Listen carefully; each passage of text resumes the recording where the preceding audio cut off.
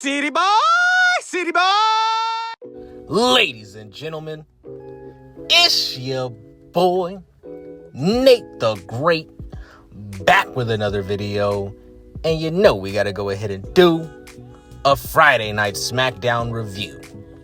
Tonight's show was a snooze fest, was ass, was garbage. Were there decent parts of the show? Sure. The main event segment was obviously the highlight, the high point of the entire show. Like, you can literally detach this main event from the rest of the show. And like, this main event doesn't belong on the card that we got tonight. All right, it just doesn't. The main event segment, John Cena's segment at the end of the show with R-Truth and CM Punk, it does not belong on the same show as the rest of the shit that we got inundated with throughout the rest of the night. It just doesn't. This wasn't obviously a peak, like, all-timer, but it was a pretty fucking good main event segment, if I do say so myself.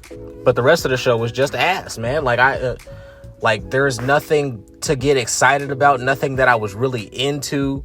I mean, obviously, you had LA Knight, but pretty much all the time that LA Knight was on screen, he was getting his ass whooped. That's pretty much what we got, all right? Triple H was like, all right, the fans love LA Knight. I hate LA Knight, so this is what I'm going to do. I'm going to have him open up the show. I'm going to have him get his ass whooped. He's going to come back a little bit. Then later on in the night, I'm going to have him get his ass whooped again. That's what we got, right? LA Knight just got his ass whooped all throughout the night. So there's that. And then a bunch of other bullshit that we don't even care about, all right? Let me know what y'all thought about this show down in the comments below. And we're going to go ahead and jump into the review segment by segment right about now.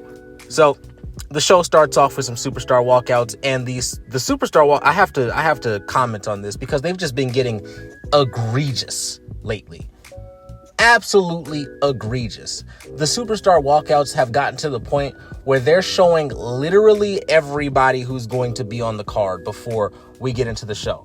Like, I don't know if I think it was last week. It was either last week or the week before on Friday Night Smackdown, I believe, where it was like a 6-woman tag match, and they literally showed every single woman in the 6-woman tag match coming into the arena, showing up at the arena. And tonight we had Randy Orton, Sami Zayn, Asuka, Alexa Bliss, and then we get to LA Knight. LA Knight, he's behind the curtains and he's walking out. He's getting ready to go to the ring to cut a promo. All right. Now, this promo was decent enough. All right. This promo was pretty good, in my opinion. It got the energy up.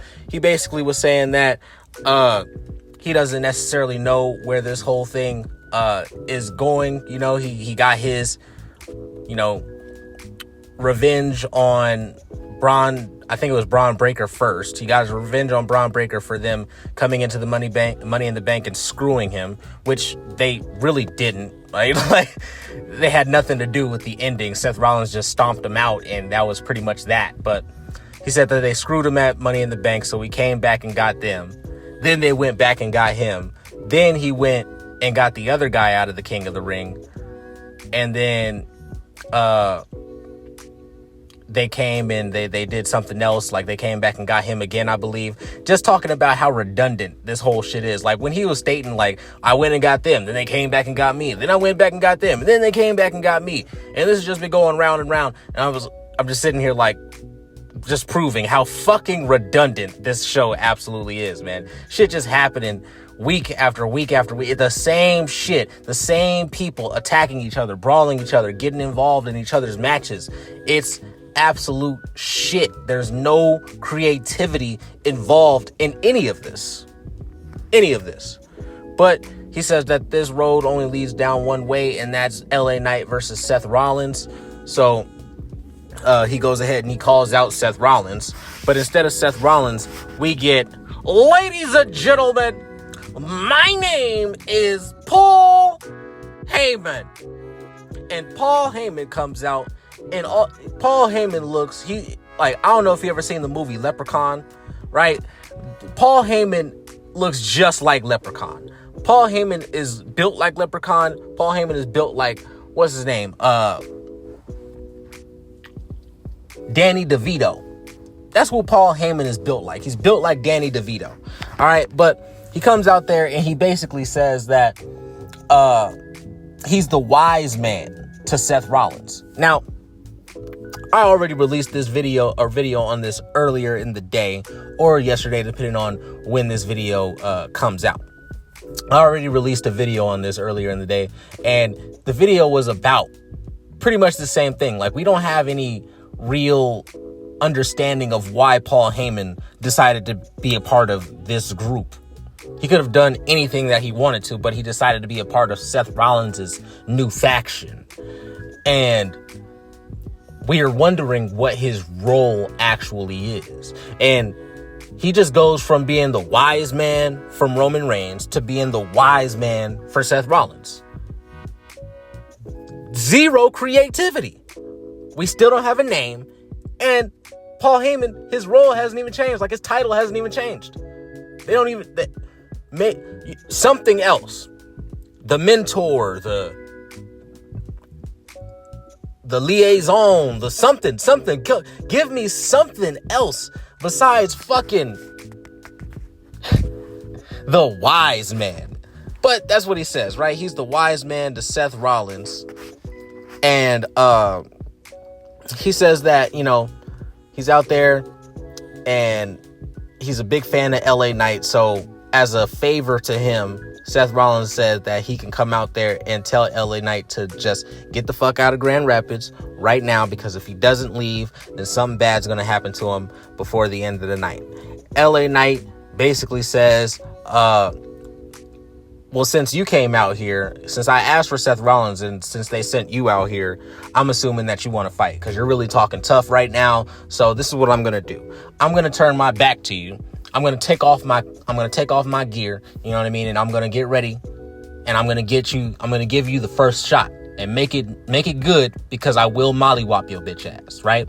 That's what LA Knight says. As soon as LA Knight turns around and starts taking off his jacket, Paul Heyman slides out of the ring fast as fuck. He goes up the ramp a little bit ways, like, you know, probably like halfway up the ramp. Then he turns around and says, I already told you something bad's going to happen to you tonight, and it's about to happen right now. Here comes Braun Breaker and Bronson Reed out the back. They come into the ring. They beat down LA Knight for a minute there. They drag him out of the ring and all that. LA Knight goes into the timekeeper's area. I think Bronson Reed threw him over into the timekeeper's area.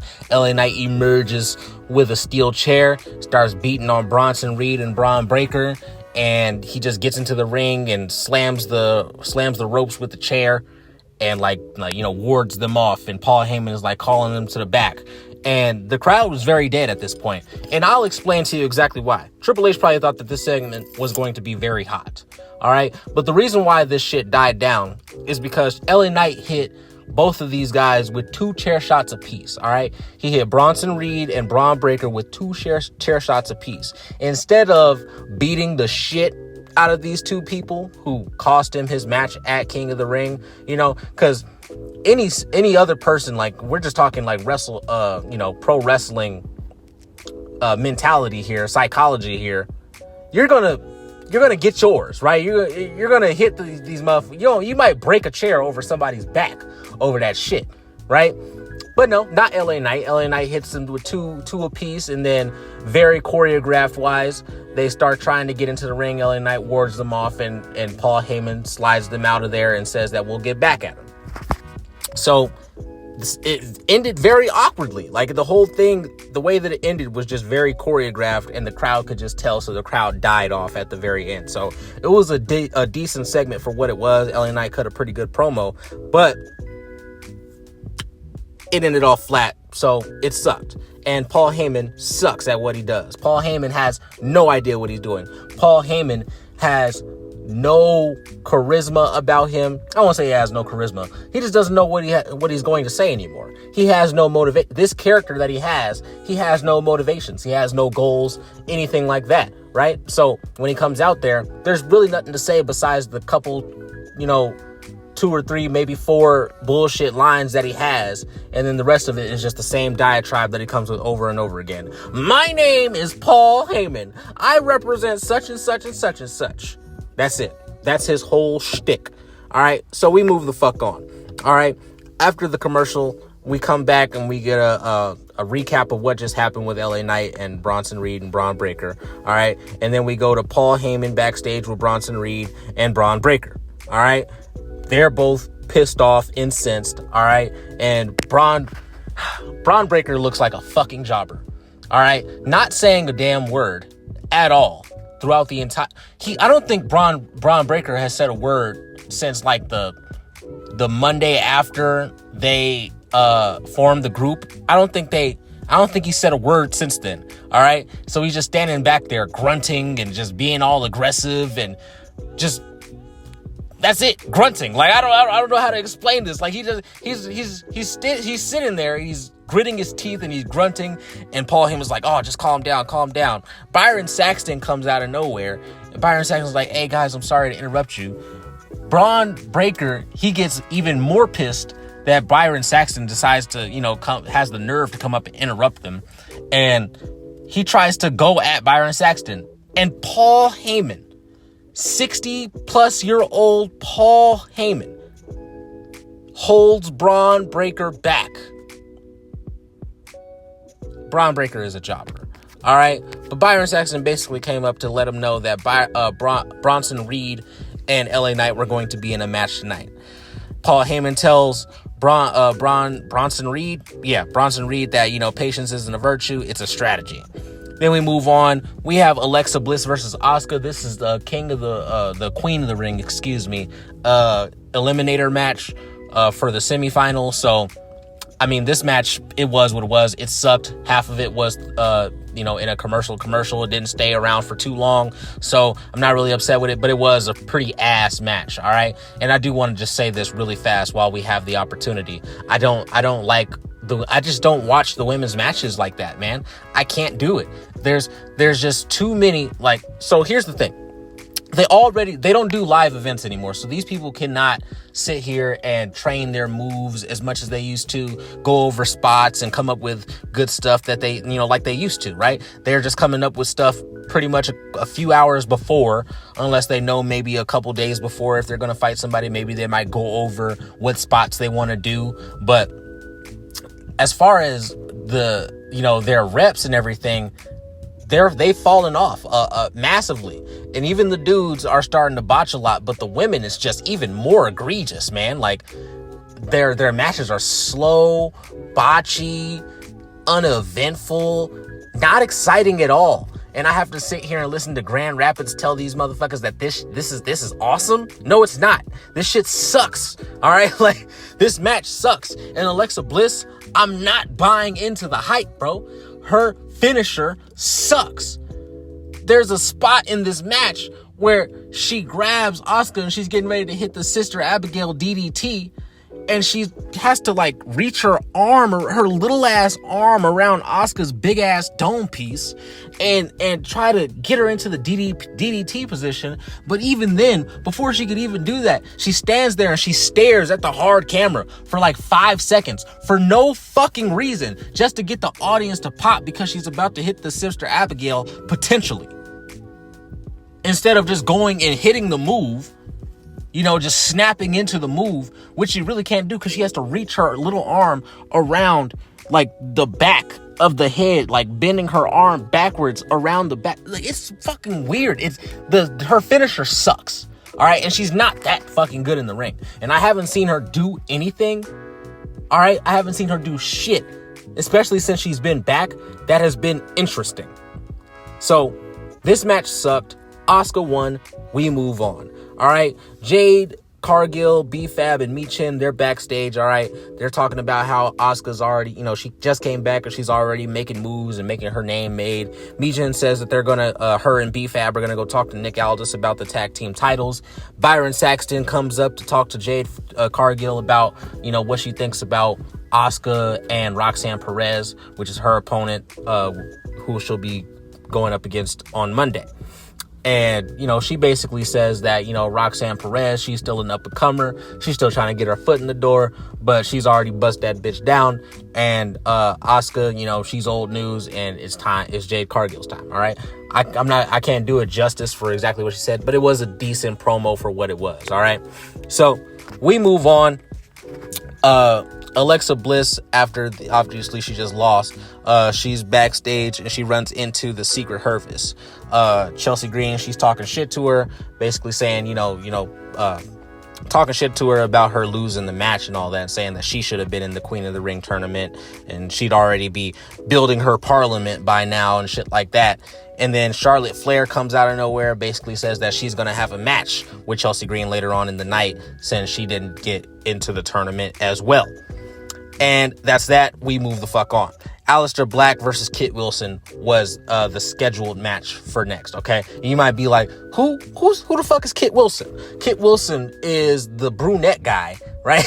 Like he's the brown-haired guy on Pretty Deadly, all right?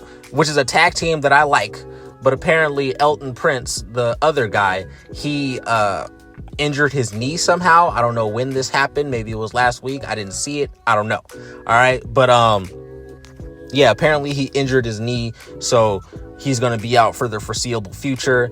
So Kit Wilson was getting ready to go up for some singles competition against Alistair Black. Now, on one hand, I was like, okay, this could actually be something that's good for Alistair Black. If Kit Wilson just does the job and Alistair Black just hits him with a couple of really cool moves, really devastating looking moves, and Kit Wilson makes him look good, this could be actually really good for Alistair Black and could assist in him getting over.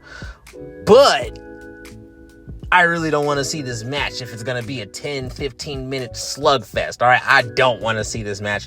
I could not possibly care about this match. The audience does not care about Alistair Black. Alistair Black, for as good as the song is, I actually really like his entrance theme. It's really fucking good. Like, really fucking good. Maybe it's just me, but I really like his entrance music. But the audience, when he comes out, no pop, zero pop, no cheers, no boos, nothing. All right. He comes out and the arena is fucking silent. You can hear every single word to his song. All right. And before he can really fully get to the ring, R-Truth, he comes up from behind Kit Wilson and starts beating the shit out of him. All right. He starts whooping on Kit Wilson, puts Kit Wilson in the STFU. I don't know. I guess he just does the STFU now. I guess that's his move as well now. So he puts him in the STFU and he grabs the microphone after he takes him out of the STF. He grabs the microphone and calls out John Cena. He says, I want him here now. All right. I want him out here right now. Okay. And, the referees start coming out. He starts beating on Kit Wilson some more. Referees come out. Jamie Noble and them, they come out. Jamie Noble starts talking them down. I believe that's his name, right? Jamie Noble. I think that's his name. I don't exactly remember. But, yeah, he starts talking him down, kind of trying to get him to calm down. And then he walks him to the back. All right. They just walk right by Alistair Black. So this match never happens, okay? Obviously, because Kit Wilson just got his ass whipped and got put in the STFU twice. So after that, we get a Goldberg and Gunther recap of, their whole little beef. But not really. Like, we did. Oh, yeah. They, I remember. Yeah, they showed what happened at not Saturday night. I think it was on a random Raw where Gunther was talking shit to Goldberg. And they showed all that. They showed everything. And they, building up that match for Saturday Night Main Event. And not even bullshitting you, like already throughout this first hour, commercial after commercial after commercial. But we went through 7 minutes, all right? Alexa Bliss and her shit, then Alistair Black and Kit Wilson and R-Truth, their whole segment, and then the Goldberg Gunther recap. That happened. 7 minutes went by. 3 segments, 7 minutes, and then we get another commercial, all right? Then we come back from that commercial to get another ad for Fanatics Fest, which is happening tomorrow, I guess. Who gives a fuck, all right? We move the fuck on. Ron Killings, he's backstage. R-Truth, he's backstage. And Jamie Noble is trying to talk him down again. He's like, hey, man, I understand you're upset, but, you know, you can't go out there and do that. Stuff like that.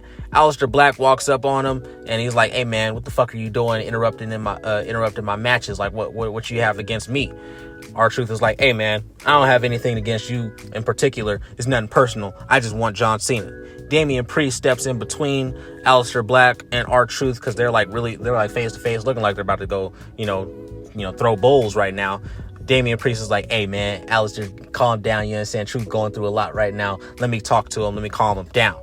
Damian Priest basically says, hey, man, you can't go out there and do that because, you know, even when I was down, when I was, you know, being bad, going around here beating up people, you were the guy that made me laugh. So focus all that energy on John Cena tonight, and then once you win, we'll go out downtown Grand Rapids and we'll celebrate.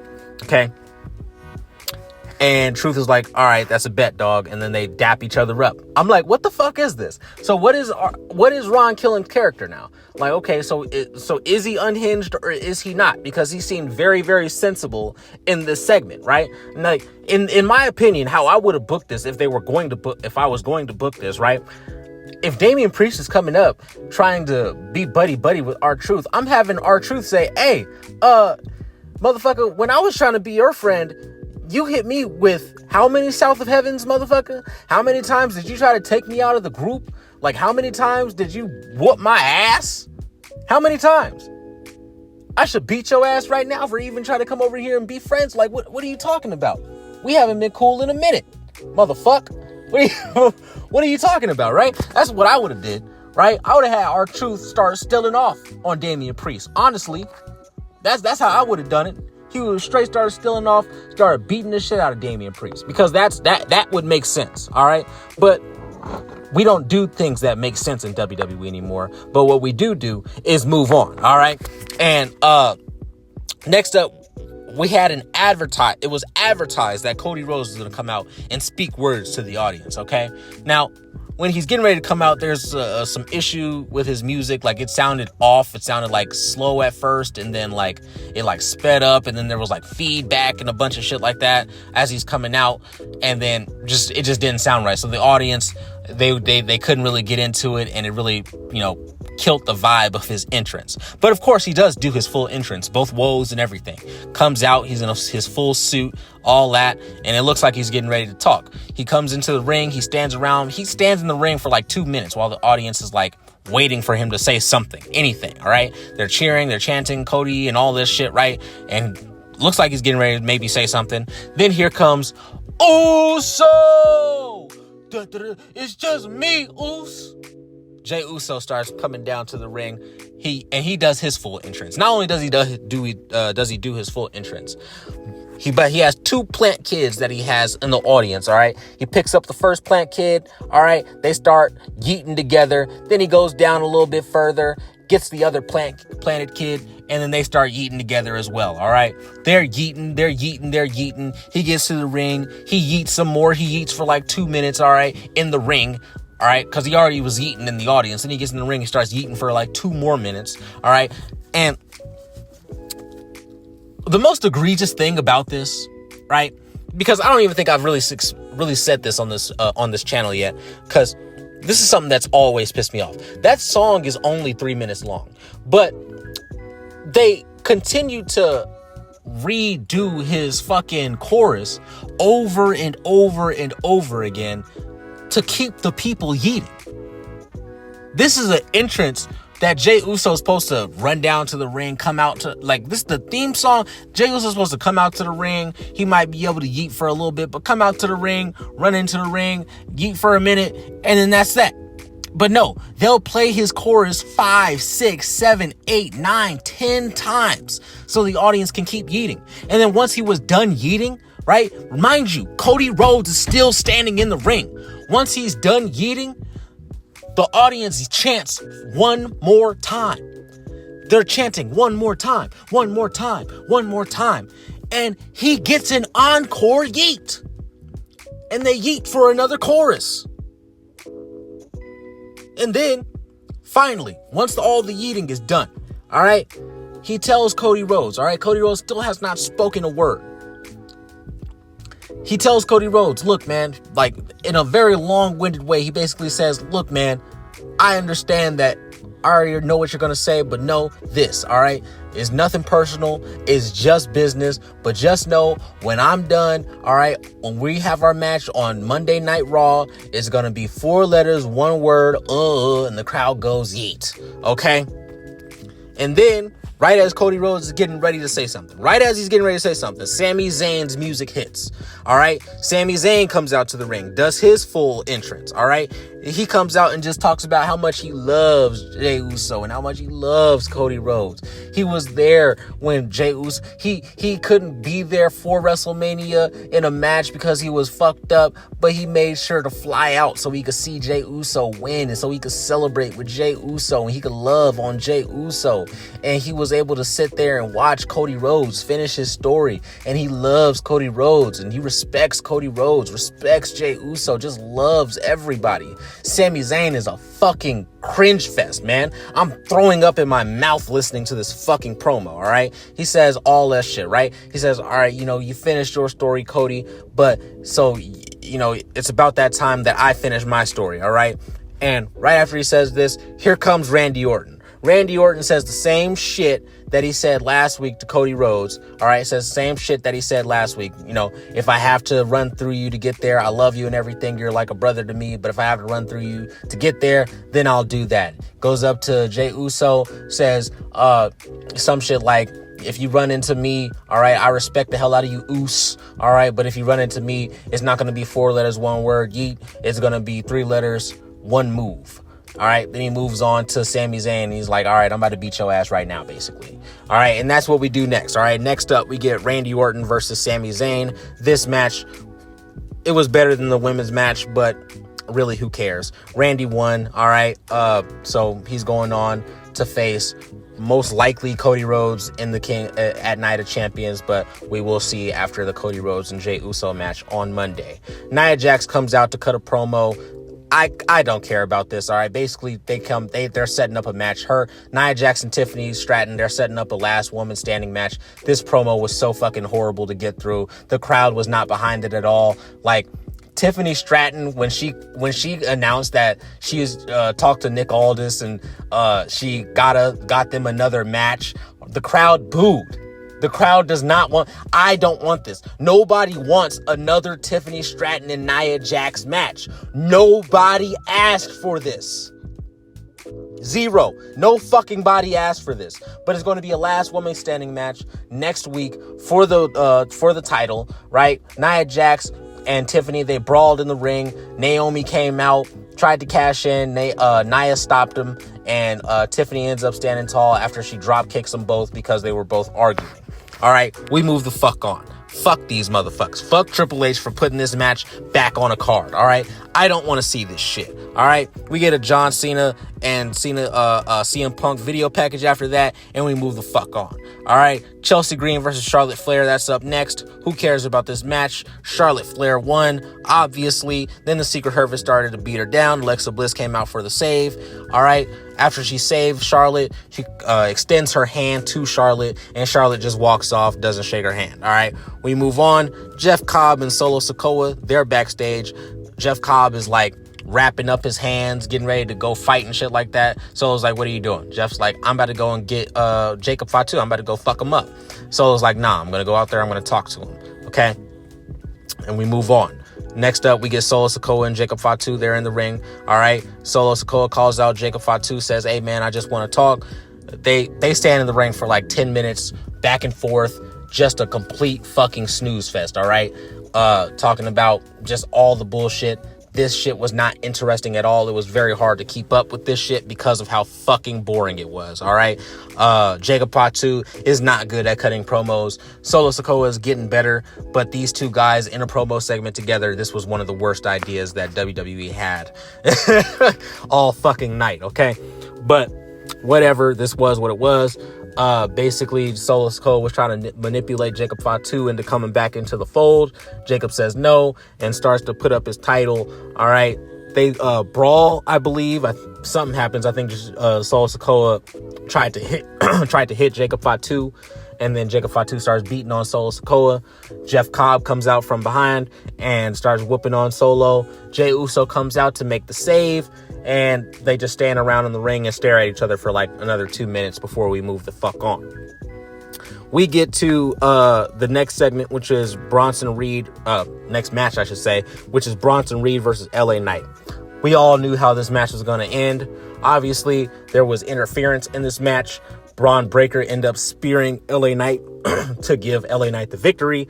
Then they beat the fuck out of LA Knight. They just beat the fuck out of him. 2 spears to LA Knight, 3 tsunamis to LA Knight, and then that's it. That was that. That was the segment. What can I say about this? Fuck you, Triple H. All right. Fuck you, Triple H. All right. Let's like LA Knight better come in with the beer truck next week. All right. And like there's no other way. LA Knight needs to come. He needs to fucking do something next week. All right. I don't know. I'm done with this. I'm honestly, LA Knight, his whole career is probably just done for. As much as I like LA Knight, I just don't see this going anywhere anytime soon for him, man. I think it's about that time where he just runs out his contract and he just goes some fucking where else, man, and just runs out his career in like AEW or some shit like that, TNA or some. Don't go to TNA because WWE owns TNA basically now. So, but whatever. That was that. All right, they beat the fuck out of LA Knight, and then we move on. Jacob Fatu, he has a backstage promo where he announces a match with Solo. All grass, no breaks. You gotta mean, you know what I'm saying? So we move the fuck on. Next up, we got R-Truth versus John Cena. This match was very, very short. All right, this match was like 5 minutes at most. R-Truth was getting the best of John Cena, so John Cena obviously had to get the upper hand by hitting R-Truth with the title, all right, to end the match early. R-Truth wins by DQ. All right, Cena standing there, and then CM Punk comes out to beat down John Cena. John Cena runs into the ring, catches CM Punk first before he can get to him, starts whooping on him with the title, hits him with the title 3 times, pulls out the Slim Jim branded table because of course, all right, and then he hits CM Punk with the title one more time, and then hits him with an attitude adjustment through the table, okay? After that, we get one of the best promos that John Cena has cut since he's come back. Probably his best promo that he's cut since he's come back. Where he basically just unloads on CM Punk. He calls him a hypocrite, says that he has no actual values, right? He says, you're not punk rock, you're a capitalist, right? Like, John Cena in this promo, I could tell John Cena just came out and he just had fucking fun. And you like to see, you can feel when somebody's really in their character and when they're really having fun, and it really just comes out through the television screen. You just like to see that kind of stuff. That's what I see when I watch AEW. When I've been watching AEW over these last couple of weeks, I've been seeing that when they go out there, these guys just have fun. All right, they're not worried about time constraints, and they're not worried about, you know, all the other things that you have to worry about in WWE, where, you know, it's a much more structured show and things like that. AEW was just all fucking fun. And that's what John Cena was doing. He was just having a lot of fun. All right. He's breaking the fourth wall. He was like, hey, what's up, Nick Nemeth? What's up, Matt Cardona? I'm breaking the fourth wall. Right. He said the only thing that, CM Punk is better than him at is that CM Punk is a better bullshitter than him. All right. And yes, he said that shit on, you know, national TV. You know, they definitely paid that extra couple $100,000 so they could say that shit live. Right. And, you know, Johnson's like, yep. John Cena just dropped the curse word. That's how you know the show's going off the rail. Hi, Nick Nemeth. Hi, Matt Cardona. And, that was funny. He's like, I'm breaking the fourth wall. Ha ha. Right. And I thought that was pretty good. All right. I obviously don't like it when they break the fourth wall, but when it's done in good fun and good, actual good taste, and it's not like, you know, talking about bullshit, and it's actual like jokes and stuff like that, then I can deal with that. It's the other bullshit, you know what I mean? When they bring in way more personal stuff and, stuff like that I don't like. So John Cena, he cuts this very impassioned promo on CM Punk where he's just basically saying, he's not the best in the world. He was the best in the world for 7 minutes, 14 years ago, right? And that even though CM Punk thinks he's the best in the world, John Cena is actually the greatest of all time, all right? And this whole time, this was like a 10-minute promo that John Cena cut, and CM Punk just laid out through the Slim Jim table the entire time, right? John Cena tells the audience, he's like, yep, USA Network, I don't need that last 2 minutes. You can take that and shove it up your ass or some shit like that. It was like blanked out, so we couldn't really hear what he said, right? But,